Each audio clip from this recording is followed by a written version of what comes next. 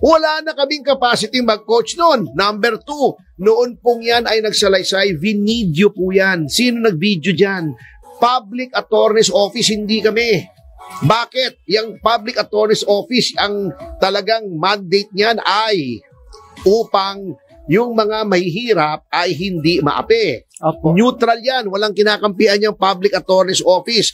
Although yan ay operationally under the DOJ at ang hepe niyan ay may rank of Undersecretary of the DOJ, independent po yan sa DOJ. In fact, ang mga abogado ng PAO at ang mga abogado ng DOJ ay lagi naglalaban sa korte. So hindi po under ng DOJ, walang control sa judgment ng PAO ang DOJ.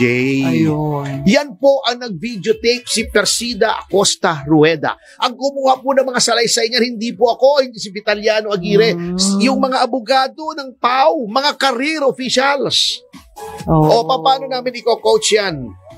O sabihin nyo nga, so go ahead, ma'am. I-demanda nyo si Aguirre, magte-testify ako na ganun. Kahit magpa-lie detector test ako, kahit sabihin kong mamatay na bungangkang ko, magsumpaan tayo ron, sabihin nyo rin.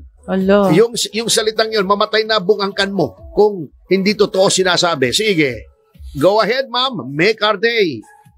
Sana naririnig nyo ako, marami naman nakikinig dito. Pakisabi kay now Congresswoman and Prosecutor Laila De Lima na inignore ang TRO ng Supreme Court nagdemanda kay GMA na puro absuelto naman, magpapa-victim ka ngayon, go ahead, sige.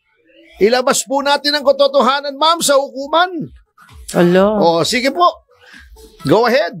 Hihintayin po namin. Baka lumaki problema, wag na lang. Bahala siya. Wag na lang. Paano pag lalaki ang problema? Di ba, may kasabihan. How can you face your problem if your problem is your face?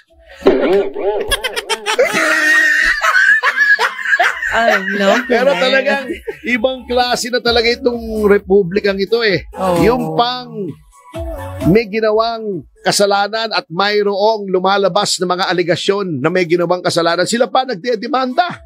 Parang si Risa Ontiveros, para tong si Laila De Lima, si Palapamega na magdemanda, talagang Freycinet Republic na tayo. Oh my God. Prefabricated concrete. Tigas.